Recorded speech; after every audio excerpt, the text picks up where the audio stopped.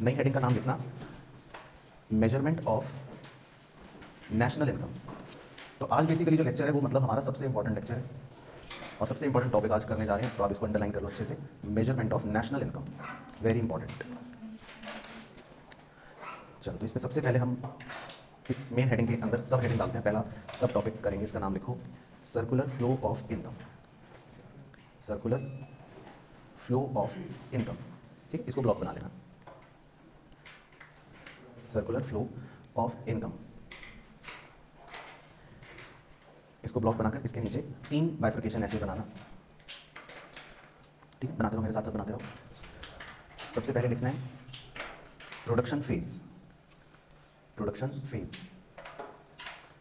दूसरा लिखना है इनकम या ब्रैकेट में डिस्ट्रीब्यूशन फेज, इनकम या डिस्ट्रीब्यूशन फेज।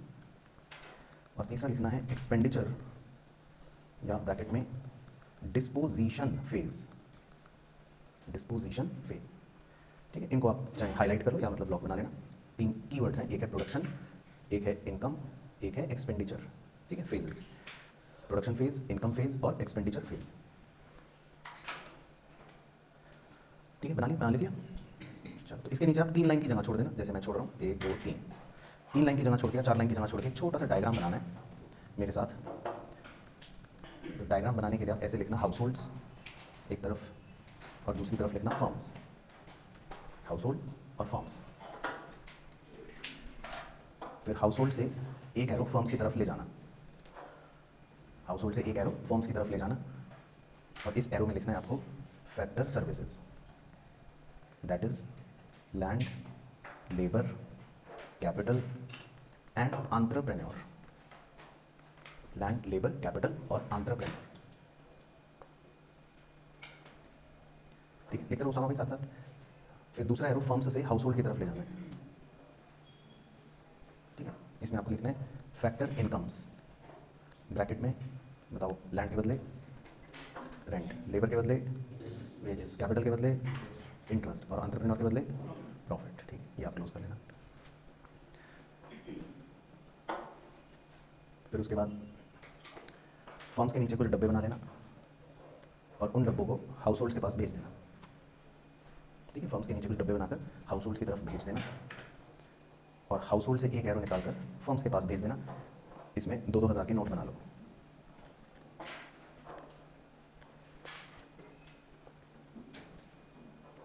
डब्बों वाले एरो में आप लिख सकते हो गुड्स एंड सर्विसेज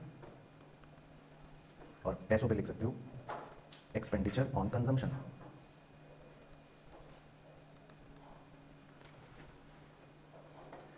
ठीक है, तो चलो, तो बस ये पहले आप डायग्राम बना लो। तो पहले हम डायग्राम समझ लेंगे, फिर आपको बेसिक कहानी समझा दूंगा। बाकी इसमें हम नंबर भी लिख लेते हैं, जिस ऑर्डर में मैंने एरो बनाए हैं उसी ऑर्डर में मतलब एक्सप्लेनेशन भी चलती है। ठीक है, तो सबसे पहला नंबर 1 कौन सा एरो बनाया था, ये वाला फैक्टर सर्विस वाला। ठीक है, तो आप भी नंबर लिख लेना ताकि आपको एक ऑर्डर ऑफ फ्लो भी पता रहेगा। नंबर 2 बनाया था फैक्टर इनकम वाला, नंबर 3 बनाया था गुड्स एंड सर्विसेज वाला और नंबर 4 बनाया था एक्सपेंडिचर ऑन कंजम्पशन वाला। 4 एरो मतलब हमने बनाए थे और इसी ऑर्डर में बनाने। तो ये होगी कहानी। ठीक है, बाकी कहानी समझा देता हूँ कि है क्या। ठीक है, फिर आप वो बस ध्यान से सुनना। तो कहानी होती है कि हम 2 सेक्टर की बात करते हैं। एक सेक्टर होता है हाउस होल्ड, हाउस होल्ड का काम है कंजम्पशन करना। ठीक है, हाउस होल्ड किसे बोलते हैं, अगर लिखना तो लिख लो, हाउस होल्ड का काम होता है कंजम्पशन करना। जैसे आप बच्चे या हम सब, है ना, हम सब कंजम्पशन करते हैं। लेकिन दूसरे जो इकोनॉमी में होते हैं जिनको हम फर्म्स बोलते हैं, उनका काम क्या होता है, प्रोडक्शन करना। वो सामान बनाते हैं। तो इकोनॉमी में 2 ही मेन काम चल रहे हैं अगर वैसे सोचो तो, एक सामान खरीदते हैं और एक सामान बनाते हैं, है ना। तो हम 2 सेक्टर इकोनॉमी की कहानी को यहाँ पे डिस्कस करते हैं। तो हाउस होल्ड का मतलब हो गया जो सामान खरीदते हैं और फर्म्स का मतलब हो गया जो सामान बनाते हैं। अब कहानी की शुरुआत कहाँ से होती है, फर्म्स कहते हैं कि हमें सामान बनाने के लिए 4 चीज़ें चाहिए। कितनी चीज़ें चाहिए, 4। तो हाउस होल्ड वो 4 चीज़ें उन्हें प्रोवाइड करते हैं। वो 4 चीज़ों के नाम याद रखने हैं आपको, लैंड, लेबर, कैपिटल और एंटरप्रेन्योर। तो हाउस होल्ड जो होते हैं वो क्या 4 चीज़ें प्रोवाइड करते हैं, लैंड, लेबर, कैपिटल और एंटरप्रेन्योर। ठीक है, अब इन चारों के बदले में फर्म्स उनको पैसा देंगे और वो पैसा क्या होता है, फैक्टर इनकम।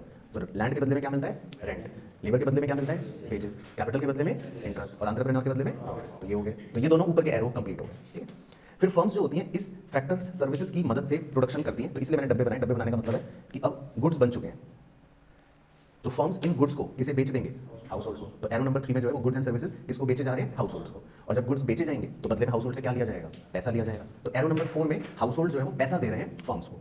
ठीक है, तो आपको समझ आ गया कि कैसे प्रोसेस चल रहा है। अब इस प्रोसेस के दौरान या इस पूरी कहानी के दरमियान इकोनॉमी में 3 फेजेस मानी जाती हैं प्राइमरीली जो काम कर रही हैं। पहली होती है प्रोडक्शन फेज। तो इसके बारे में अब लिख लो, 3 लाइन छुड़वाई थी ना आपको, तो छोटा सा एरो डाल के मतलब एक छोटी सी लाइन लिखनी है प्रोडक्शन फेज के बारे में कि भाई प्रोडक्शन फेज का क्या मतलब है। लिख लो, firms produce goods and services with help of factor services. बस छोटी सी बात लिखनी है, firm produce goods and services with help of factor services. बस तो इसको इसको नाम दे दिया प्रोडक्शन फेज। प्रोडक्शन फेज का मतलब है गुड्स एंड सर्विस बन गए, प्रोडक्शन हो गया, तो प्रोडक्शन फेज मतलब गुड्स बन गए। उसके बाद है इनकम फेज। इनकम फेज में लिख लो छोटा सा एरो डाल के, flow of factor incomes, flow of factor incomes from firms to household. इसमें आप फैक्टर इनकम को हाईलाइट कर लो, flow of factor incomes from firms to household. तो इसका मतलब है इनकम फेज किसको बोला जा रहा है, एरो नंबर 2 को। एरो नंबर 2 देखो, एरो नंबर 2 में क्या हुआ था, फर्म्स फैक्टर इनकम दे रहे थे हाउस होल्ड्स को, है ना, रेंट दे रहे थे, वेजेस दे रहे थे, इंटरेस्ट दे रहे थे, प्रॉफिट दे रहे थे, तो इसको कह दिया इनकम फेज, क्योंकि हाउस होल्ड्स की क्या हो गई, इनकम हो गई। और अब खुद बुद्धि लगाओ, लास्ट में लिखा है एक्सपेंडिचर फेज, तो ये क्या होगा, इस खर्चा कब हो रहा है, खर्चा कब हो रहा है, एरो नंबर 4 में, है ना, क्योंकि हाउस होल्ड क्या कर रहे हैं, सामान खरीद रहे हैं। तो जब भी आप सामान खरीदते हो तो क्या करते हो, खर्चा करते हो। तो ये हो गया एक्सपेंडिचर फेज, तो उसका एरो डाल के लिख लो छोटा सा कि income is spent, income is spent on consumption, income is spent on consumption, यानी कि आपने अपनी इनकम को अब स्पेंड कर दिया, मतलब खर्च कर दिया। Income is spent on consumption, तो मतलब खर्चा हो गया। तो समझ आ गया सिंपल। तो मतलब अगर आपको एरो के नंबर भी लिखने हो बाद में लिंकिंग बनाने के लिए, तो प्रोडक्शन फेज जो है उसमें एक तरह से आपका एरो नंबर 1 का यूज हो रहा है, क्योंकि फैक्टर सर्विसेज की मदद से फर्म्स क्या कर रहे हैं, गुड्स बना रहे हैं। तो गुड्स बनाने को कौन सा फेज बोल दिया, प्रोडक्शन फेज, है ना, मतलब ऐसे लिख रहा हूँ एरो नंबर 1। इनकम फेज कौन सा हो गया, एरो नंबर 2, जिसमें हाउस होल्ड्स की क्या हो रही है, इनकम हो रही है। और एक्सपेंडिचर फेज कौन सा हो गया, एरो नंबर 4, जिसमें हाउस होल्ड्स अपना खर्चा कर रहे हैं। तो इकोनॉमी में मतलब 3 फेजेस माने जाते हैं, एक होता है प्रोडक्शन, एक हो गया इनकम, एक हो गया एक्सपेंडिचर। तो क्लियर हो गया, ओके। तो बस अब इसी से आपको अगर याद हो तो नेशनल इनकम कैलकुलेट करने के 3 मेथड्स आपको सिखाए जाते हैं। एक का नाम होता है प्रोडक्शन मेथड, एक का नाम होता है इनकम मेथड, एक का नाम होता है एक्सपेंडिचर मेथड, है ना। तो वो हम तीनों पढ़ेंगे, लेकिन सर्कुलर फ्लो समझ आ गया ये है, तो ये तो हो गया सर्कुलर फ्लो। चलो उसके बाद अब सेकंड सब हेडिंग, अब हम तीनों मेथड्स करेंगे, तो एक एक हेडिंग डाल के कर लेते हैं। तो सबसे पहले हम करेंगे production method, production method bracket में लिख लेना, और वैल्यू एडेड मेथड। तो 1 बाय 1 तीनों मेथड्स की जानकारी हमें करनी है। तो पहला होता है प्रोडक्शन मेथड। तो इसमें पहले स्टेप्स लिख लो, बेसिक एरो डाल के फिर समझाता हूँ। तो सबसे पहले फर्स्ट एरो डाल के लिखना, identify the producing enterprises into 3 sectors. 3 बिंदी डाल लो, बताओ कौन कौन से 3 सेक्टर्स होते हैं, कौन सा sector, private sector, public sector और जॉइंट सेक्टर। चलो तो ये है हमारे होनहार बच्चे। तो लिखो जी, प्राइमरी सेक्टर, सेकेंडरी सेक्टर, हाँ, और टर्शरी सेक्टर। तो अच्छा हो गया, पूछ लिया आपसे, बेइज्जती करने का कम सामान मिल गया। तो 3 सेक्टर्स होते हैं, मतलब हम प्रोड्यूसिंग एंटरप्राइजेस को 3 तरह से क्लासीफाई करते हैं, ठीक है ना भाई। इकोनॉमी के अंदर प्रोडक्शन कहाँ हो रहा है, 3 सेक्टर्स में हो रहा है, या तो एग्रीकल्चर में मतलब मेनली मोटा मोटा प्राइमरी, या इंडस्ट्री में मतलब सेकेंडरी, या सर्विस के अंदर मतलब टर्शरी। तो 3 सेक्टर्स हो गए, ठीक है। तो अभी समझाऊंगा और डिटेल में। सेकेंड एरो में लिखना है, calculate GVA-MP of each sector, calculate GVA-MP of each sector. GVA-MP को आप ब्लॉक बना लेना। तो GVA-MP की फुल फॉर्म बताओ जी, ठीक है, gross value added at market price, ठीक है, इज इक्वल टू। अब इसको कैलकुलेट कैसे करेंगे, तो जिसको याद है बताओ, 12th का कौन है होशियार बच्चा, हाँ तो लिख लो जी। इसका फॉर्मूला होता है value of output minus intermediate consumption, value of output minus intermediate consumption.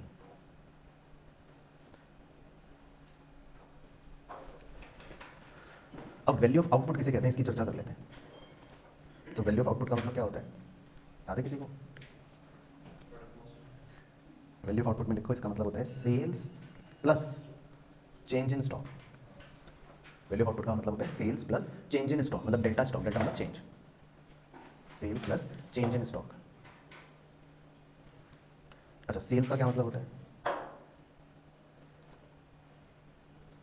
आपकी दुकान है सपोज, ठीक है, आप मान लो अपने आप को समझो कि आप परचून की दुकान के मालिक हो, तो आपकी सेल क्या क्या होगी, हाँ, तो जो भी आप सामान बेचते हो हाउस होल्ड्स को, हाउस होल्ड्स का मतलब कि भाई मोंटी चिंटू बंटू आपसे पान मसाला खरीदने आते होंगे तो आपने बेच दिया। फिर कभी कभी आप सेल पड़ोसी की दुकान को भी करते होंगे, है ना। दुकानदार जो होता है वो अपने कभी कभी सेल किसको भी करता है, दूसरे दुकानदार को, यानी कि सेल टू फर्म्स। तो आपकी ये भी सेल ही है, आपको तो अपनी सेल से मतलब है। तो आपने हाउस होल्ड को सामान बेचा, आपने दूसरे फर्म को सामान बेचा, और पता है आप किसको भी सामान बेच सकते हो, आप गवर्नमेंट को भी बेच सकते हो। मान लो आपके लिंक्स अच्छे हैं तो आपने सरकार से ये कह रखा है भाई कुछ सामान हम आपको बेचेंगे। सरकारी कैंटीन्स होती है ना भाई, ऑफिस होते हैं सरकारी दफ्तर, तो आपके समोसे की दुकान है, आप समोसे बेचते हो तो सेल गवर्नमेंट को भी कर सकते हो। और चौहान साहब जैसे अगर आप बड़े व्यक्ति हो तो फिर तो आप सेल कहाँ करोगे, सीधी विदेशों में, फिर तो आपका लेवल ही बड़ा हो गया। तो सेल मतलब कहीं भी हो सकती है, किसी को भी हो सकती है। तो आपको ये ध्यान रखना है सेल का मतलब है सब कुछ, हर प्रकार की सेल। तो ये इसलिए लिख रहा हूँ ताकि मतलब थोड़ा क्लैरिटी कि भाई सेल का मतलब है सारी ही सेल्स हैं, ये सबको मिलाकर सेल्स कहा जाएगा। ठीक है, क्लियर हो गया जी। अच्छा, चेंज इन स्टॉक, ये किस चिड़िया का नाम है?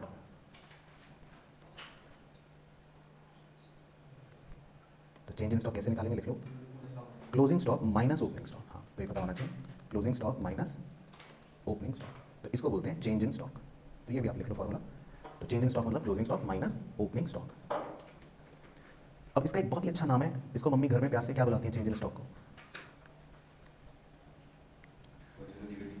नहीं नहीं, वो तो नहीं बुलाती। तो चेंज इन स्टॉक की मम्मी उसको घर में प्यार से क्या बुलाती हैं? जैसे आपकी मम्मी बुलाती है ना आपको राजा बेटा, तो इसकी मम्मी इसको घर में प्यार से बुलाती हैं इन्वेंट्री इन्वेस्टमेंट। ठीक है, तो ये अपना माथे पर टैटू बनवा लेना, एग्जाम में ये याद रखना है आपको, या पूछ लेगा। ठीक है, तो इसकी मम्मी इसको घर में चेंज इन स्टॉक को घर में प्यार से बुलाते हैं इन्वेंट्री इन्वेस्टमेंट। तो समझ गए, देखो कैसे खेल खुल रहा है। तो वैल्यू ऑफ आउटपुट जो होता है ना, मतलब आप इसको लॉजिकली समझो, आउटपुट का मतलब होता है सामान। तो सामान की वैल्यू क्या होती है, जितना आपने बेच दिया या जितना आपके पास स्टॉक में बढ़ गया, सिंपल है ना। तो उसको हम बोलते हैं वैल्यू ऑफ आउटपुट। अब इंटरमीडिएट कंजम्पशन, उस पर एक छोटा सा एरो बना लेते हैं। इंटरमीडिएट कंजम्पशन क्या है भाई, ये किस चिड़िया का नाम है, intermediate consumption?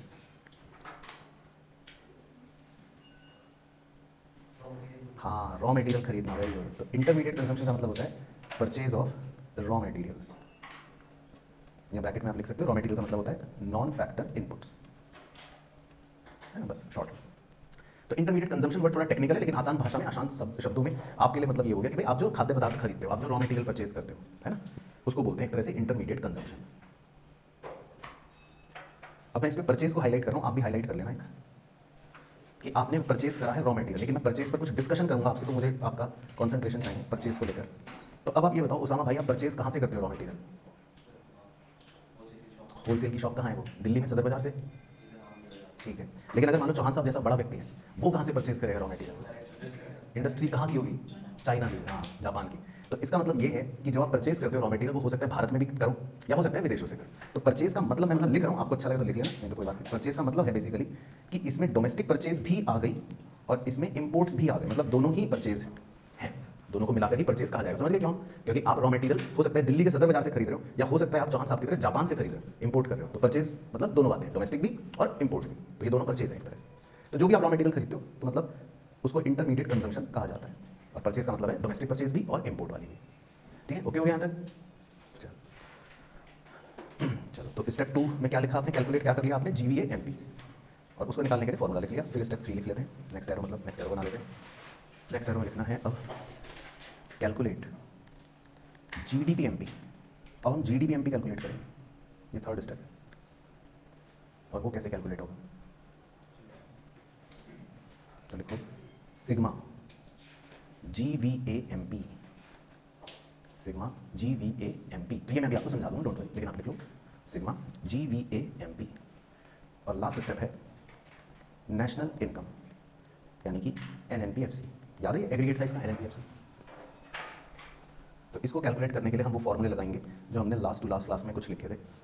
GDP MP minus क्या, डेप्रीसिएशन, प्लस क्या, NFI net factor income from abroad, और माइनस क्या, नेट इनडायरेक्ट टैक्स, है ना। तो ये वो कन्वर्जन्स हैं जो हमने मतलब लास्ट क्लास में करे थे कि ग्रॉस और नेट का डिफरेंस, या डोमेस्टिक प्रोडक्ट और नेशनल प्रोडक्ट, या मार्केट प्राइस और फैक्टर कॉस्ट। तो NNPFC फाइनली हमारा इस फॉर्मूले से आ जाएगा। बाकी इसमें नीचे एक स्टार पॉइंट लिखना है, भी फिर सारा एक साथ समझाता हूँ। तो स्टार डाल के लिखना, ये बड़ी इंपॉर्टेंट बात है। इसमें लिखना production for self consumption, comma imputed rent, comma own account production of fixed assets are included in value of output. ये एक स्टार पॉइंट है।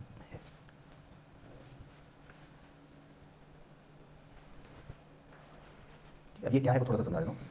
ये पहले आप लिख लो, एक साथ ही सब समझा दूंगा, तो बट आप इसमें अंडरलाइन करें ना, production for self consumption, imputed rent या ओन अकाउंट प्रोडक्शन, तो ये सब हम वैल्यू ऑफ आउटपुट के अंदर ले लेंगे। चलो, तो अब आपको कुछ नहीं लिखना, बस अब आप सुनते रहना, ध्यान से लिखिए सब बच्चों ने। चलो ठीक है, तो थोड़ा सा समझाता हूँ बस बेसिक अंडरस्टैंडिंग के लिए, बाकी आपको कुछ नहीं लिखना। तो अब देखो भाई, हमें देश की इनकम निकालनी है, तो प्रोडक्शन मेथड जो है वो क्या कहता है कि भाई देश की इनकम कैसे निकलेगी। तो बहुत ही सिंपल सा एक कार्यक्रम कर देता हूँ। तो मान लो हमने देश में जितनी भी फॉर्म्स हैं, फॉर्म्स का मतलब समझ गया, मैं जब भी फॉर्म्स बोलूँगा तो क्या मतलब है, प्रोड्यूसर, बोलो फॉर्म्स का मतलब क्या, प्रोड्यूसर। तो अब मुझे ये निकालना है कि देश में कितना प्रोडक्शन हो रहा है। मेथड का नाम क्या है बताओ, production method, value added method. तो बहुत ही सिंपल, एक पहले कॉमन सेंस की बात करते हैं। मान लो ये दुकानदार है, इसने एक माल खरीदा 100 रुपये का और उसी माल को बेच दिया 120 रुपये में। तो बताओ इसने कितना वैल्यू एडिशन करा देश के अंदर, 20। वैल्यू एडिशन किसे बोलते हैं कि भाई मतलब एक तरह से आपने कोई चीज़ ली, उसमें कुछ वैल्यू ऐड करके आगे बेच दी, लेट्स अज्यूम। तो इसने 100 रुपये का सामान खरीदा और उस पर 20 की वैल्यू ऐड करके आगे 120 का बेच दिया। इसको क्या बोलते हैं, वैल्यू एडिशन। इकोनॉमिक्स में वैल्यू एडिशन का मतलब माना जाता है क्या, प्रोडक्शन। इकोनॉमिक्स में वैल्यू एडिशन का मतलब क्या माना जाता है, प्रोडक्शन। तो ये तो मैंने एक दुकानदार का आपको करके दिखाया। अब आपको अगर इसी तरह पूरे देश का प्रोडक्शन निकालना हो तो क्या करना पड़ेगा, आपको सारे दुकानदार के लिए निकालना पड़ेगा। यही है मतलब, आपको यही काम सारे दुकानदारों के लिए करना पड़ेगा, बोलो हाँ, क्लियर। तो हम इस प्रोसेस को कैसे करते हैं, बड़े ध्यान से सुनना। हम इन दुकानदारों को 3 कैटेगरीज में पहले डिवाइड करते हैं, ऐसे कर रहा हूँ। एक कैटेगरी होती है प्राइमरी सेक्टर वाले, एक कैटेगरी होती है सेकेंडरी सेक्टर वाले, एक कैटेगरी होती है टर्शरी सेक्टर वाले, है ना, क्योंकि बहुत सारे दुकानदार हैं। तो हम पहले प्राइमरी सेक्टर वालों का, इन चारों दुकानदारों का वैल्यू एडिशन निकालते हैं। तो अब देखो आपको वैल्यू एडिशन निकालने का क्या फॉर्मूला लिखा है, पढ़ो जरा। वैल्यू एडिशन का फॉर्मूला क्या लिखा है, value of output minus intermediate consumption, ये लिखा है, सबको दिख गया। तो अब आप बड़े ध्यान से बोर्ड पे देखते हैं ना। अब अगर मैं सेल वर्ड को हटाकर लिख दूं वैल्यू ऑफ आउटपुट, तो आपके पेट में दर्द तो नहीं हो रहा। सेल की जगह मैंने क्या शब्द यूज कर दिया, वैल्यू ऑफ आउटपुट। और परचेज वर्ड हटाकर अगर मैं लिख दूं इंटरमीडिएट कंजम्पशन, तो आपके पेट में दर्द तो नहीं हो रहा। ओके, तो वैल्यू एडेड निकालने का क्या फॉर्मूला बन गया, बताओ, बोलो अपने मुझे। आपका 20 रुपये निकालने का क्या फॉर्मूला बन गया, value of output minus intermediate consumption. तो अगर एक दुकानदार का आपने ऐसे निकाला, तो दूसरे दुकानदार का भी ऐसे ही निकालोगे, तीसरे का भी ऐसे ही निकालोगे, चौथे का भी ऐसे निकालोगे। तो मान लो प्राइमरी सेक्टर में कुल मिलाकर सबका मिला जुलाकर आ गया 60, लेट्स अज्यूम, ठीक है। फिर सेकेंडरी सेक्टर वाले सारे दुकानदारों का वैल्यू एडिशन निकालोगे, बताओ उनका फॉर्मूला क्या होगा वैल्यू एडिशन निकालने का, सेम ही होगा, यही होगा, value of output minus intermediate consumption. समझ आ रहा है सब बच्चों को। तो मान लो इन सब दुकानदारों का निकल गया 100 रुपये। फिर टर्शरी सेक्टर वाले दुकानदारों का वैल्यू एडिशन निकालना है आपको, तो इनका वैल्यू एडिशन कितना, कैसे फॉर्मूले से निकालोगे, सेम। तो मान लो इनका आ गया 40 रुपये। तो आपने प्राइमरी सेक्टर का वैल्यू एडिशन निकाल लिया, सेकेंडरी वालों का निकाल लिया, टर्शरी वालों का निकाल लिया। तो अब अगर आपको पूरे देश का जीडीपी पता करना है तो क्या करोगे भाइयों बहनों, इन तीनों को ऐड कर दोगे। तो जब इन तीनों को ऐड कर लोगे तो भाइयों बहनों आपको पूरे देश का वैल्यू एडिशन पता चल गया, और पूरे देश के वैल्यू एडिशन को जीडीपी एमपी कहते हैं। कितना आ गया, 200। तो आपको जो सेकंड स्टेप लिखा है वो शायद आपको समझ आ जाए, क्या लिखा था, कैलकुलेट जीडीपी एमपी, और उसका फॉर्मूला क्या लिखा है देखो, सिग्मा जीवीए एमपी। समझ गए क्या मतलब है, कि भाई आपको जीवीए एमपी का सिग्मा करना है, सिग्मा का मतलब है सम करना है। तो आप प्राइमरी सेकेंडरी और टर्शरी सेक्टर के जीवीए एमपीज को ऐड कर लोगे तो क्या आ जाएगा, जीडीपी एमपी आ जाएगा। तो क्लियर हो गया भाई सब बच्चों को, ठीक है। तो जीवीए एमपी सिग्मा का मतलब है सारे सेक्टरों के वैल्यू एडिशन को जोड़ लिया, बस। उसके बाद लास्ट स्टेप तो कोई समझाने की जरूरत नहीं, वो तो एक मैथमेटिकल फॉर्मूला है एनएनपीएफसी निकालने का। तो क्लियर हो गया। अच्छा, बाकी इससे सारे में पॉइंट्स क्या है वो समझा देता हूँ। प्रोडक्शन फॉर सेल्फ कंजम्पशन या own account production of fixed assets, इन दोनों का मतलब लगभग सेम है कि भाई मान लो आप कोई चीज़ बना रहे हो, ठीक है, आपने कोई चीज़ प्रोड्यूस करी, बनाई, और उसको बनाने के बाद आपने उसको बेचा नहीं, आप उसको घर ले गए, मतलब आपने उसको खुद ही कंज्यूम कर लिया।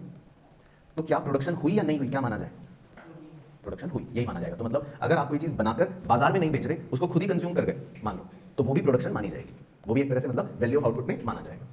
और इंप्यूटेड रेंट क्या होता है, इंप्यूटेड रेंट, या ये इंप्यूटेड वर्ड और भी किसी चीज़ के साथ लग सकता है, इससे सतर्क रहना, तो बादल बना लो चाहे। तो इंप्यूटेड रेंट का क्या मतलब होता है, कुछ तो मतलब इसी बात को अगर मैं इनकम के नज़रिए से देखूं, मान लो मेरे पास एक ज़मीन है, ठीक है, और वो ज़मीन मैं किसी को अगर किराए पर देता तो मुझे कितने रुपए मिलते, मान लो 100 रुपये रेंट मिलता। तो रेंट तो आपको पता ही ना कि क्या होता है, लैंड देने के बदले में रेंट मिलता है। अब लेकिन मैंने क्या करा, मैंने ये लैंड किसी और को नहीं दी, मैंने ये लैंड खुद को ही दे दी, और मैं इस पर खुद ही अपनी दुकान खोल के काम कर रहा हूँ। तो ऐसा कहा तो जा सकता है ना कि एक तरह से आप रेंट फिर अपने आप को ही दे रहे हो, हाइपोथेटिकली कह सकते हो, है ना, कि एक तरह से आप रेंट क्या कर रहे हो, अपने आप को ही दे रहे हो। तो इसको नाम दे देते हैं इम्प्यूटेड रेंट। इसको क्या नाम दे देते हैं, imputed rent.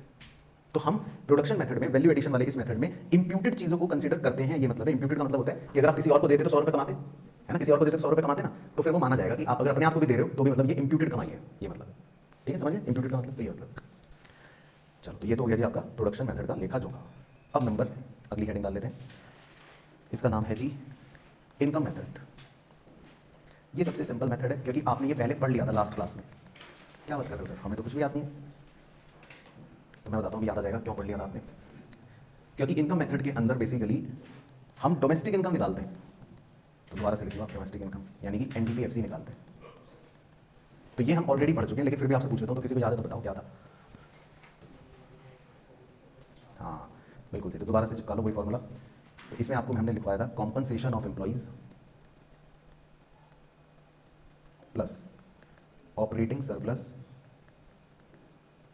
Plus mixed income of self employed. ठीक है, तो सब कुछ ये पूरा सेम है। तो हमने ऑलरेडी इसकी सारी डिटेल्स भी लिख ली थी और सारी बातें कर ली थी, तो इसलिए इसमें आपके मजे आ गए। एक मेथड तो आपका फ्री फंड में मतलब हो गया। ठीक है, तो मैं आपको दिखा देता हूँ इनकेस अगर आप भूल गए हो। तो ये फॉर्मूला हमने ऑलरेडी लिखा था, domestic income is equal to compensation of employees plus operating surplus plus mixed income of self employed. याद आ गया, ये सेम फॉर्मूला है। और तीनों के बारे में हमने डिटेल भी समझ ली थी, कॉम्पनसेशन ऑफ एम्प्लॉइज भी, ऑपरेटिंग सरप्लस भी और mixed income of self employed भी, है ना। तो ये तो फॉर्मूला सेम ही है, तो इसमें कुछ और लिखने की जरूरत नहीं। बाकी नेक्स्ट स्टेप भी आपने पहले लिखा था, लेकिन चाहे दोबारा लिख लो। और नेशनल इनकम यानी कि एनएनपीएफसी इज इक्वल टू क्या है formula, domestic income plus NFI यानी एनडीपीएफसी प्लस एनएफआई। तो ये हमने मेथड ऑलरेडी पहले कवर कर लिया था, तो सेम ही फॉर्मूला है, तो इसलिए इसमें कोई दिक्कत की बात नहीं है आपके लिए।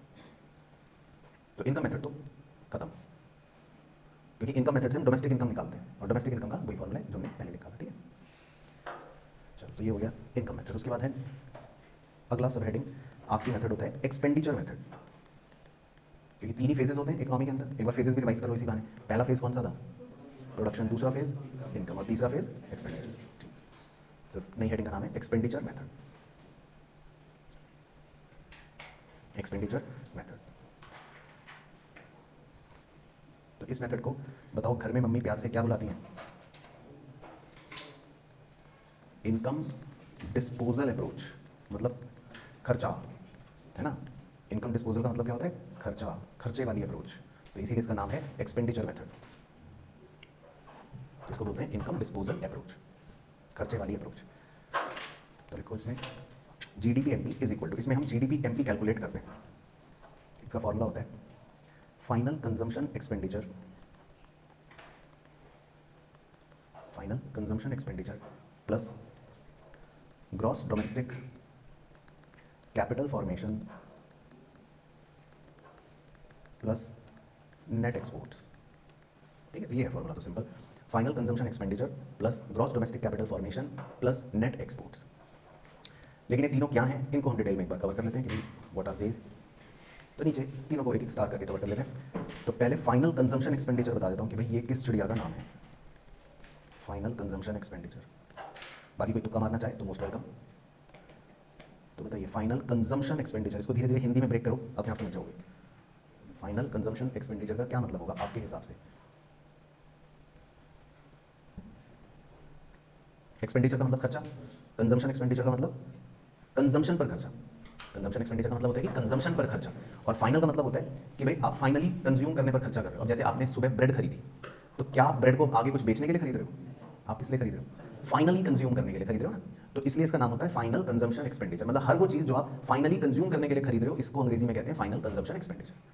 तो भारत देश में दो लोग हैं जो कंजम्पशन का खर्चा करते हैं, तो कौन कौन हो सकते हैं बताओ। एक तो हाउस होल्ड्स, आपके और मेरे जैसे शरीफ लोग, और दूसरे कौन, गवर्नमेंट। रॉ मटेरियल तो प्रोडक्शन के लिए हो गया लाला जी, हम तो यहाँ कौन से खर्चे की बात कर रहे हैं, फाइनल कंजम्पशन की, रॉ मटेरियल की बात नहीं कर रहे। भाई ब्रेड, अच्छा ये बताओ आपने ब्रेड खरीदी, वो रॉ मटेरियल है क्या, रॉ मटेरियल थोड़ी ना। आपको कौन सा ब्रेड से ब्रेड पकौड़े बना के बेचने आगे, है ना। आप तो ब्रेड खरीद के खा जाओगे, खत्म कर दोगे, तो आप रॉ मटेरियल नहीं कह सकते। आपके लिए तो हर खर्चा एक तरह से फाइनल कंजम्पशन एक्सपेंडिचर है ना। तो फाइनल कंजम्पशन एक्सपेंडिचर सिर्फ दो ही लोग कर सकते हैं, एक हाउस होल्ड्स कर सकते हैं या सरकार कर सकती है, प्रोड्यूसर नहीं कर सकता। क्योंकि प्रोड्यूसर तो ब्रेड क्यों खरीद रहा है, होटल वाला क्यों ब्रेड खरीद रहा है, वो तो बेचने के लिए खरीद रहा है, तो वो कंजम्पशन एक्सपेंडिचर नहीं करता। उसका खर्चा भी कहाँ आएगा, अगले में, उसको वहाँ पे लेके जाएंगे। लेकिन फाइनल कंजम्पशन एक्सपेंडिचर में सिर्फ दो लोग खर्चा करते हैं, एक हाउस होल्ड और एक गवर्नमेंट। तो हाउस होल्ड्स के खर्चे को कहते हैं, वो लिख लो, उसके शब्द का नाम होता है प्राइवेट फाइनल कंजम्पशन एक्सपेंडिचर। तो शायद अगर आपको याद हो, अगर आपने 12वीं कक्षा पढ़ी हो, PFCE कहते हैं गली मोहल्ले में बच्चे इसको शॉर्ट में। Private final consumption expenditure, PFCE कहते हैं हमारे बच्चे शॉर्ट में, याद है? मतलब सुनाओ शायद आपने, ठीक है ना। तो ये हो गए सारे हाउस होल्ड्स के खर्चे, इसमें कुछ सब कुछ आ गया, तो मतलब कोई दिक्कत वाली इसमें बात नहीं है। दूसरे हो गए गवर्नमेंट के खर्चे, इसमें सरकार के सारे खर्चे आ गए जो कंजम्पशन पर करती है ना। जैसे कुछ लिखवा भी दूंगा, लेकिन पहले इसका नाम लिख लो, इसको कहते हैं government final consumption expenditure, government final consumption expenditure. तो शायद आपने सुना हो GFCE, government final consumption expenditure. तो कुछ खर्चे बता दो चलो सरकार के, ये एग्जांपल का मन कर रहा है, क्योंकि आपके खर्चे तो आपको बताइए कि आप कह रहे हो सर सुबह मैंने ब्रेड खरीदी, फिर उसके बाद मैंने बाल कटवाए, फिर मैं जूते खरीदने गया, है ना। आप अपने खर्चे तो बता ही दोगे, हाउस होल्ड के खर्चे तो सिंपल है, लेकिन गवर्नमेंट के खर्चे बताओ कुछ। इंफ्रास्ट्रक्चर तो बड़ा खर्चा हो गया, हाँ तो ऐसे लिख लो। देखो सरकार एजुकेशन पर खर्चा कर रही है, मान लो हेल्थ केयर पे खर्चा कर रही है ना, लिखते रहो, छोटे छोटे एग्जाम्पल है। और डिफेंस पर कुछ खर्चा कर रही है, डिफेंस एक्सपेंडिचर, सब्सिडीज दे रही है, सही बोला आपने, और स्कॉलरशिप दे रही है ना, अलाउंसेस दे रही है, एटसेट्रा, है ना, गिवन बाय गवर्नमेंट। तो ये सब वो खर्चे हैं जो सरकार करती है, तो सरकार के खर्चे सिंपल भाषा में। तो समझ आ गया कंजम्पशन एक्सपेंडिचर, तो हाउस होल्ड का खर्चा और सरकार का खर्चा, मतलब ये हो गया आपका फाइनल कंजम्पशन एक्सपेंडिचर। चलो अब कौन खर्चा करेगा देश में? तीसरे लोग कौन है जो खर्चा कर रहे हैं देश के अंदर? आपने खर्चा कर लिया, सरकार ने कर लिया, आप दोनों तो ये हो गए। तीसरा कौन है? फर्म्स, मुकेश अंबानी साहब, ठीक है। तो जो फर्म्स खर्चा करती हैं तो वो होता है, उसका नाम है G gross domestic capital formation, gross domestic capital formation. इसीलिए इस खर्चे को कभी कभी दूसरे नाम से भी पुकारते हैं, इसको कहते हैं ग्रॉस इन्वेस्टमेंट, ग्रॉस इन्वेस्टमेंट।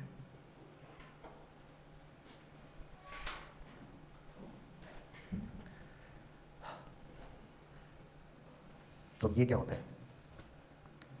तो मुकेश अंबानी साहब क्या खर्चे करते हैं बताओ? बड़ा प्लांट लगा दिया रिलायंस के लिए ना, निवेश कर दिया, यही होता है। तो जो बड़ा प्लांट लगाते हैं मुकेश अंबानी साहब, उसको कह देते हैं gross domestic fixed capital formation, gross domestic fixed capital formation, है ना। इसको फिक्स्ड इसलिए बोलते हैं कि भाई जो आपने कहा ना बड़ा प्लांट लगाया लंबी अवधि के लिए, तो इसीलिए इस निवेश को, मतलब हिंदी में लिख रहा हूँ, अच्छा लगे तो लिख लेना, नहीं तो आपकी मर्जी, लंबी अवधि का निवेश, मतलब लॉन्ग टर्म इन्वेस्टमेंट, ठीक है। लॉन्ग टर्म इन्वेस्टमेंट को gross domestic fixed capital formation कह सकते हैं। तो मुकेश अंबानी ने कोई बहुत बड़ा प्लांट लगाया तो वो 10, 15, 20 सालों के लिए लगाया, कोई बहुत बड़ी मशीन लगाई खरीदी तो 10, 15, 20 सालों के लिए खरीदी। लेकिन कुछ छोटे खर्चे करते हैं मुकेश अंबानी साहब की नहीं। रॉ मटेरियल खरीदा होगा, अभी आपने कहा ना रॉ मटेरियल, तो रॉ मटेरियल तो 2 महीने में खत्म, रॉ मटेरियल तो 5 दिन में खत्म, कई बार, है ना। तो जो छोटे खर्चे हैं जिसमें आपका मतलब रॉ मटेरियल सामान बढ़ रहा है, घट रहा है, तो उसको बोलते हैं जी क्या? चेंज इन स्टॉक, उसको बोलते हैं चेंज इन स्टॉक। छोटे खर्चे को बोलते हैं चेंज इन स्टॉक। और चेंज इन स्टॉक को घर में मम्मी किस नाम से बुलाती हैं, सिखाया था अभी, हाँ दोबारा लिख लो, इन्वेंट्री इन्वेस्टमेंट।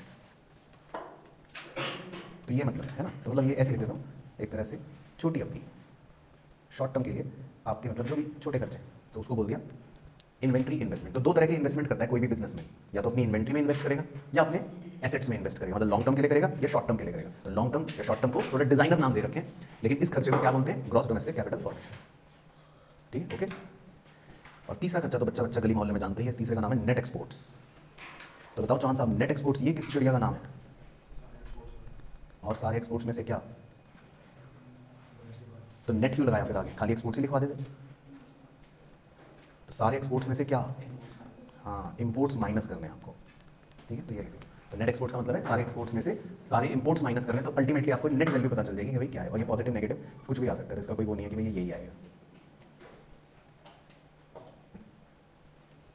ठीक है। तो क्लियर हो? तो 3 तरह के इसमें खर्चे होते हैं। तो नेट एक्सपोर्ट्स भी खर्चा इसलिए माना जाता है क्योंकि जो सामान हम विदेशों में बेच रहे हैं लेट से, तो वो बना तो हमारे देश के अंदर है, तो इसीलिए वो खर्चा उसका बनाने का हमारे देश में आया है, इसीलिए हम इसको भी कंसिडर करते हैं। तो जो सामान हमने इंडिया में खरीदा आपने, वो भी आ गया, जो सामान या जो खर्चा सरकार ने इंडिया में करा वो भी आ गया, जो खर्चा मुकेश अंबानी साहब ने इंडिया में करा वो भी आ गया, और जो खर्चा ऐसे गुड्स को बनाने में हुआ जो बाहर विदेश में बेच दिया आपने, तो वो भी आ गया। तो मतलब देश का सारा खर्चा आ गया, इन तीनों को जोड़ने से देश का पूरा खर्चा जुड़ गया, इसीलिए इस मेथड का नाम है खर्चा मेथड, एक्सपेंडिचर मेथड, ठीक है। तो GDP-MP आ गया।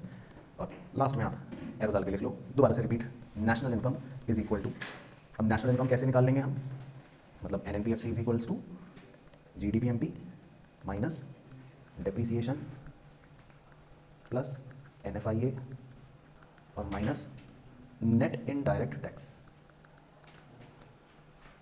तो उसे, है ना। तो बस, तो ये हो गए आपके मतलब 3 मेथड्स। तो ये मतलब था आपका जो मेन टॉपिक था basically measurement of national income का। तो इसके नीचे आप एक लाइन लगा सकते हो सो दैट एक पता रहेगा यहाँ पर वो मेन टॉपिक खत्म हो रहा है। अब इसके बाद 3 छोटे छोटे टॉपिक्स करने, तो वो पहले लिख लेते हैं। अगला टॉपिक है इसके बाद 3 टॉपिक और है बस, लेकिन वो बहुत छोटे छोटे, फिर हम सवाल देख लेंगे थोड़े बहुत। चलो, तो पहले टॉपिक का नाम है, छोटे से टॉपिक का नाम है system of regional accounts in India. System of regional accounts in India. तो इसमें तो बस आपको एक ही लाइन लिखनी है और खत्म हो जाएगी बात। ठीक है सर, तो लिखवाओ। तो इसमें लिखना regional accounts provide integrated database on the numerous transactions taking place in the regional economy. Full stop. At present, all states and union territories of India compute state income estimates and district level estimates. Full stop. State income और net state domestic product, इसको short में लिख लो NSDP, bracket close, is measured by the state. बस। तो sir ये क्या है मतलब इसका? तो इसका मतलब बस ये है कि भाई पूरे देश की इनकम एक ही आदमी निकाल रहा है क्या? तो कैसे निकल रही है देश की इनकम? हर स्टेट और हर यूनियन टेरिटरी की ड्यूटी लगा दी है कि भाई अपने अपने स्टेट का निकालो इनकम, बस ये है। तो इसीलिए इसका नाम पड़ गया स्टेट इनकम या नेट स्टेट डोमेस्टिक प्रोडक्ट। तो मतलब हम ग्रॉस डोमेस्टिक प्रोडक्ट नहीं निकाल रहे पूरे देश का, तो खैर निकालेंगे, लेकिन हमने उसको थोड़ा छोटा करके क्या बना दिया, स्टेट वाइज बना दिया, रीजनल वाइज कर दिया। तो इसीलिए इसका बस नाम है रीजनल अकाउंट्स इन इंडिया। तो बेसिकली हर स्टेट हर यूनियन टेरिटरी अपने अपने स्टेट का डोमेस्टिक प्रोडक्ट कैलकुलेट कर लेता है, ये मतलब। ठीक है, तो आप इसको अंडरलाइन कर लेना बस, स्टेट इनकम और net state domestic product NSDP। ये आपसे 1 नंबर में पूछ सकते हैं MCQ में कि रीजनल अकाउंट्स प्रिपेयर अगर करते हैं तो क्या कैलकुलेट करते हैं, तो आंसर है NSDP, net state domestic product. ठीक है, उसके बाद अगला टॉपिक है GDP and welfare. GDP and welfare, बस छोटा टॉपिक है GDP एंड वेलफेयर। चलो, तो लिखो इसके नीचे GDP और 3 एरो बनाओ जैसे मैंने बनाए, और 2 आदमी बनाओ और उनके बाजू में एक हंसता हुआ स्माइली बनाओ। हंसते हुए स्माइली का मतलब है वेलफेयर। तो आपको ये बताना है कि अगर हमारे देश का GDP बढ़ रहा है तो इसका मतलब लोग खुश हैं, भलाई हो रही है देश में, वेलफेयर हो रहा है, ये बताना है। इज इट ट्रू या नहीं? कि अगर देश का GDP बढ़ रहा है, इंक्रीज हो रहा है, तो आप और हम सब खुश हैं, मतलब खुशहाली हो रही है, देश में खुशहाली है, मतलब क्या ये बात हमेशा सही होगी? नहीं, तो लिख लो नो। तो पहले तो ये तो है टॉपिक का इंट्रोडक्शन, GDP एंड वेलफेयर। तो हम कभी भी GDP को और वेलफेयर को मतलब इंटर रिलेट करके नहीं देख सकते। हम ये नहीं कह सकते कि अगर देश का GDP बढ़ रहा है तो इसका मतलब देश में वेलफेयर हो रहा होगा, है ना, ऐसा नहीं कहा जा सकता। GDP अलग चीज़ है और वेलफेयर अलग चीज़ है। GDP का मतलब है प्रोडक्शन बढ़ रहा है, भाई प्रोडक्शन तो आपको 2 थप्पड़ मार के भी बढ़ाया जा सकता है, लेकिन इसका मतलब क्या आप खुश हो? नहीं ना। तो GDP अलग बात हो गई और वेलफेयर मतलब अलग चीज़ हो गई। तो पहले टॉपिक का इंट्रोडक्शन समझ आ गया। तो अब ऐसा हम क्यों कहते हैं, तो वो पॉइंट्स लिखने के भी हमने नो तो लिख दिया कि हाँ ऐसा नहीं है, तो क्यों नहीं है, तो वो हम नीचे लिखते हैं। तो लिख लो मेरे साथ कि GDP measure excludes some of the following points, क्योंकि GDP में कुछ चीज़ें नहीं कंसिडर होती हैं। GDP measure excludes some of the following points, क्योंकि GDP के अंदर कुछ चीज़ें नहीं इंक्लूड करते हम, इसलिए GDP ट्रू पिक्चर नहीं शो करता। हमेशा याद रखना, GDP तो बस ऐसी बेवकूफ़ बनाने का तरीका है। मान लो कोई कह रहा है कि GDP बढ़ रही है, तो इससे कोई मतलब ये नहीं है कि वेलफेयर भी हो रहा होगा, क्योंकि GDP के अंदर हम बहुत सी चीज़ें कंसिडर नहीं करते। तो हम क्या कंसिडर नहीं करते GDP के अंदर? लिखो जी, डिस्ट्रीब्यूशन ऑफ इनकम। ठीक है, अभी लिख लो फिर समझा दूंगा। दूसरा, quality improvements in technology, illegal transactions, bracket में लिख लो जैसे drugs, gambling, fourth, non market production, non market production का मतलब लिख लो जैसे education level, comma health level,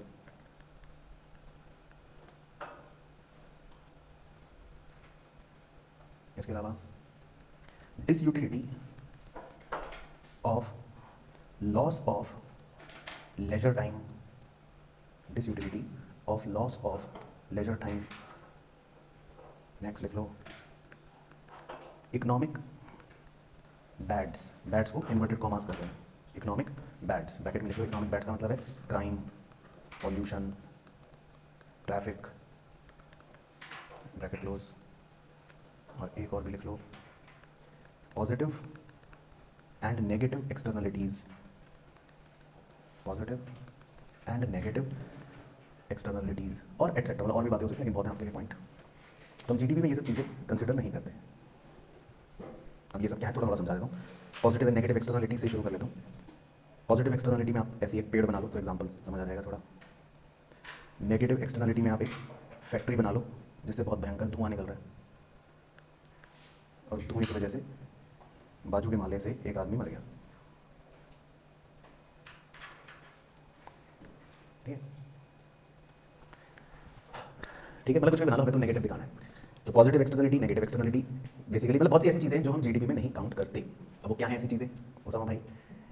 अब देखो ये सब चीज़ें, अब सुबह सुबह तुमने 2 पौधे लगाए थे है ना, तो एनवायरनमेंट के लिए कितना अच्छा काम करा, लेकिन क्या ये बात जीडीपी में कंसीडर होगी? नहीं होगी। इसी तरह कुछ नेगेटिव एक्सटर्नलिटीज़ भी होती हैं है ना, कि भाई आप गाड़ी से आए पॉल्यूशन फैलाते हुए, आपको पता भी नहीं चला आपकी गाड़ी के पीछे 2 लोग मर गए पॉल्यूशन से, तो ये सब बातें जीडीपी में रिकॉर्ड नहीं होंगी। इकोनॉमिक बैड्स, इकोनॉमिक बैड्स का मतलब कुछ बुराइयाँ या कुछ कमियाँ, क्राइम बढ़ गया है ना, ट्रैफिक बहुत ज़्यादा हो गया, तो ये सब चीज़ें भी मतलब जीडीपी में रिकॉर्ड नहीं होती। Disutility of loss of leisure time क्या है? ये बड़ा अच्छा पॉइंट है, इंपॉर्टेंट। तो ये समझा दो, disutility of loss of leisure time. Leisure time किसे कहते हैं? लेजर का मतलब क्या है? हाँ, आराम, मस्ती, मस्ती का समय, उसको कहते हैं लेजर टाइम। अब जैसे एक सिंपल स्टोरी लेते हैं कि भाई मान लो एक मजदूर है, 10 घंटे काम करता है और 14 घंटे मस्ती करता है। मस्ती मतलब खाता है, पीना, सोना, जो भी, ठीक है। तो लेजर टाइम कितना है उसका? 14 आवर्स, और प्रोडक्शन टाइम कितना है? 10 आवर्स, ठीक है। अब आपने उसको बंदूक दिखा के डरा दिया, उसको कहा कि भाई तुम्हें अपनी मस्ती का टाइम अब कम करना है, तो इसको क्या बोल दिया अंग्रेजी में? Loss of leisure time. तो आपने उसकी मस्ती का टाइम कम करके कर दिया 4 घंटे, तो अब वो कितने घंटे काम करवा रहे हो आप उससे? 20 घंटे। तो जब वो 20 घंटे काम करेगा तो जीडीपी बढ़ेगा कि नहीं बढ़ेगा? बढ़ जाएगा। लेकिन क्या वो मजदूर खुश है? क्या उसको मजा आ रहा है? क्या वेलफेयर हो रहा है? नहीं हो रहा है। तो इस पॉइंट को अंग्रेजी में लिखा है disutility of loss of leisure time. मतलब कि जब मस्ती का समय कम कर दिया जाता है इंसान को तो उसको अच्छा नहीं लगता, तो उस अच्छा नहीं लगने की अंग्रेजी होती है डिसयूटिलिटी, क्योंकि यूटिलिटी की मतलब क्या होता है? अच्छा लगना। तो डिसयूटिलिटी का मतलब अच्छा नहीं लगा। तो जो आपके साथ भी होता है ना, जब आपको पढ़ने को ज़्यादा दे दो तो आपको अच्छा नहीं लगता। क्यों अच्छा नहीं लगता? क्योंकि मस्ती का टाइम कम हो गया। तो ये समझ आ गया पॉइंट? तो डिसयूटिलिटी ऑफ लॉस ऑफ मस्ती टाइम। बाकी नॉन मार्केट प्रोडक्शन का मतलब है कि एजुकेशन लेवल, क्या ये जीडीपी में हम मेजर करते हैं? नहीं कर पाते ना। या हेल्थ लेवल कि भाई आप अंदर से कितने स्वस्थ हो, या हमारे मजदूर कितने फिट हैं, वो हम मेजर कर पाते हैं क्या जीडीपी में? नहीं कर पाते। इलीगल ट्रांजैक्शंस हम इन्हें भी कंसिडर नहीं करते जीडीपी में। हो सकता है गैम्बलिंग में लोग करोड़ों रुपए कमा रहे हो, गवा रहे हो, है ना, लेकिन कंसिडर नहीं होता जीडीपी में। Quality improvement in technology, technology बहुत बेहतर हो गई मान लो, लेकिन क्या हम इस बात को जीडीपी में रिकॉर्ड कर पाएंगे? नहीं, क्योंकि ये भी एक नॉन क्वांटिटेटिव चीज़ हो गई। डिस्ट्रीब्यूशन ऑफ इनकम का क्या मतलब है समझाते हैं, ये भी अच्छा पॉइंट है। डिस्ट्रीब्यूशन ऑफ इनकम का मतलब ये होता है कि भाई मान लो हमारे देश की इनकम थी 100 रुपये, लेकिन उसमें हम रिच लोगों के लिए रखते थे 30 और पुअर लोगों के लिए रखते थे 70। अब हमारी इनकम बढ़ गई, हमारा जीडीपी बढ़ गया, 200 हो गया। तो बताओ ये अच्छी बात है या बेकार बात है?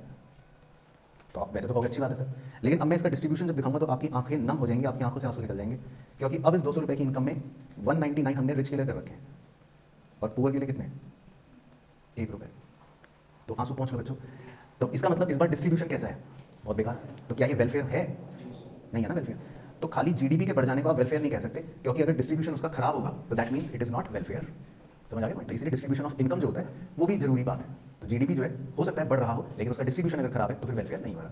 तो समझ गए सारे पॉइंट? तो मतलब ये वो सब बातें हैं जो ये दर्शाती हैं, आप ध्यान से सुनना, जो ये दर्शाती हैं, क्या दर्शाती हैं? कि जीडीपी बढ़ने का मतलब वेलफेयर नहीं है ना। तो ये पॉइंट है। चलो तो ये भी हो गया जीडीपी में। फिर इसके बाद है लास्ट पॉइंट, बस फिर फिनिश कहानी। लास्ट पॉइंट में आपको लिखना है जी limitations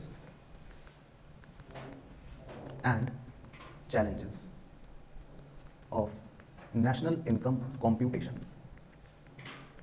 Limitations and challenges of national income computation, मतलब कि कुछ कमियां और कुछ चैलेंजेस।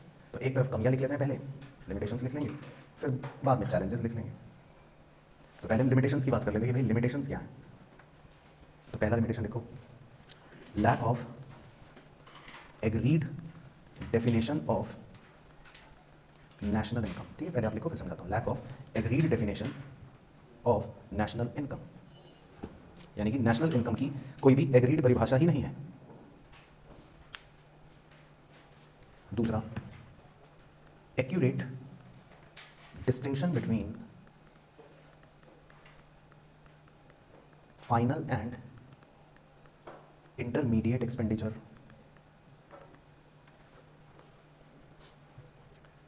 फाइनल और इंटरमीडिएट एक्सपेंडिचर का कोई एक्यूरेट डिस्टिंक्शन भी नहीं है, ये भी एक मतलब लिमिटेशन है। तीसरा लिमिटेशन, ट्रांसफर पेमेंट्स, बहुत सारी ट्रांसफर पेमेंट्स होती हैं, या ब्रैकेट में आप लिख लो ट्रांसफर इनकम्स। याद है ट्रांसफर इनकम क्या बताया था? हाँ, गिफ्ट, मुफ्त की रोटियां जो आप तोड़ रहे हो भी, तो ये भी नेशनल इनकम में मतलब काउंट नहीं होती है, लेकिन ये भी देश में तो चल ही नहीं है, तो ये भी एक लिमिटेशन होती है कि भाई बहुत सारी ट्रांसफर इनकम है। और लिख लो, एक दो लिमिटेशन और लिख लो। Difficulty of incorporating distribution of income, difficulty of incorporating distribution of income. Income को हम कैसे डिस्ट्रीब्यूट कर रहे हैं उसको भी मतलब बड़ी डिफिकल्टी होती है उसको इनकॉर्पोरेट करने के लिए, उसका पता लगाने के लिए कि इनकम एक्चुअल में कैसे डिस्ट्रीब्यूट हो रही है। बोलने में तो बड़ा आसान है, रिच को इतना, पुअर को इतना, या रेंट इतना, इंटरेस्ट इतना, वेजेस इतना, लेकिन एक्चुअल में जब हमको इसको कैलकुलेट करना पड़ता है तो बहुत मुश्किल होता है, डिफिकल्टी होती है, ये भी एक लिमिटेशन है। लास्ट पॉइंट, आखिर Hindi, valuation of government services, valuation of government services. बहुत सी सर्विसेज की वैल्यू करना भी मुश्किल होता है। अब आपने मान लो किसी सर्विस के लिए ब्राइब करा, ब्राइब मतलब समझ गए, है ना, रिश्वत दी, तो अब वो वैल्यू में तो शो नहीं कर सकते आप, है ना, लेकिन वैसे तो पैसे गए आपके। तो कई बार मतलब इस तरह की भी सर्विसेज, गवर्नमेंट सर्विसेज की वैल्यूएशन में दिक्कत होती है। तो मतलब ये वो दिक्कतें हैं जो आपको नेशनल इनकम अकाउंटिंग में मतलब कई बार हो जाती हैं, यानी कि कुछ लिमिटेशंस हैं, तो इसीलिए नेशनल इनकम जो हम कैलकुलेट करते भी हैं वो एक्यूरेट नहीं होती, उसमें बहुत सारी कमियां होती हैं।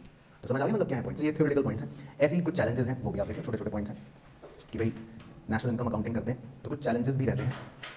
तो पहला लिख लो बिंदी डाल के, ये तो बहुत ही बेसिक चैलेंज है, इनएडिक्वेसी ऑफ डेटा, मतलब हमारे पास डेटा ही नहीं मिलता हमें। अब आप गए किसी मोहल्ले में पूछने दुकानदार से कि भैया जरा सेल बताओ कितनी करिए, उसने आपको दो चप्पल मार के भगा दिया कि भाई कहाँ गए सुबह सुबह। तो जब डेटा ही कलेक्ट नहीं कर पाओगे आप तो आपको पता ही नहीं चलेगा कि किसकी सेल कितनी है, तो इनएडिक्वेसी ऑफ डेटा, डेटा ही नहीं मिल पाएगा आपको ढंग से। इसके अलावा presence of non monetised sector, presence of non monetised sector. आज भी कुछ कुछ जगहों पर नॉन मोनेटाइज्ड सेक्टर है। नॉन मोनेटाइज्ड सेक्टर का मतलब है कि बार्टर चल रहा है ना। नॉन मोनेटाइज्ड सेक्टर का मतलब है कि क्या चल रहा है, बार्टर, गुड्स के बदले गुड्स बदल रहे हैं, है ना। तो उसमें पैसा इन्वॉल्व ही नहीं हो रहा। मान लो आपने मेरा पेन लिया और बदले में मैंने आपसे लैम्बोर्गिनी ले लिया आपकी, तो भाई ये बात कहीं रिकॉर्ड ही नहीं हुई, बार्टर हो गया, तो ये भी मतलब एक दिक्कत है। इसके बाद और क्या चैलेंज आता है, absence of recording of income due to illiteracy, absence of recording of income due to illiteracy. और बहुत से छोटे दुकानदार तो इलिटरेट होते हैं ना भाई, उनको तो कुछ इतनी नॉलेज ही नहीं है, तो वो रिकॉर्ड ही नहीं करते इनकम, उन्हें तो पता ही नहीं होता। बहुत से लोग ऐसे भी होते हैं, पता ही नहीं होता हमारी इनकम क्या है, बस सामान बेचा, पैसे आए, रात की रोटी खाई, अगले दिन फिर काम पे चले गए, उन्हें कुछ पता ही नहीं, ना हिसाब लिखना ना कुछ लिखना, तो ड्यू टू इलिटरेसी, ये भी एक दिक्कत है। और एक और लिख सकते हो पॉइंट, ये भी एक लिमिटेशन है कि भाई lack of accurate estimation of depreciation. आपने इस चैप्टर में डेप्रिसिएशन सुना था ना बहुत जगह, तो डेप्रिसिएशन का सही अंदाजा लगाना भी कई बार मुश्किल होता है, lack of accurate estimation of depreciation. तो मतलब ये सब कुछ ऐसे ऑब्स्टिकल्स हैं जो नेशनल इनकम अकाउंटिंग में होते हैं। तो ये मतलब आप बस थ्योरी के लिए पढ़ लेना, कोई भी इसमें 1 नंबर का पूछ सकता है पॉइंट, लिमिटेशन देकर या चैलेंजेस देकर। ठीक है, तो क्लियर हो गई कहानी, अच्छे से समझ आया खेल सारा। चलो तो इसको आप क्लोज कर दो, बस यही था इसमें।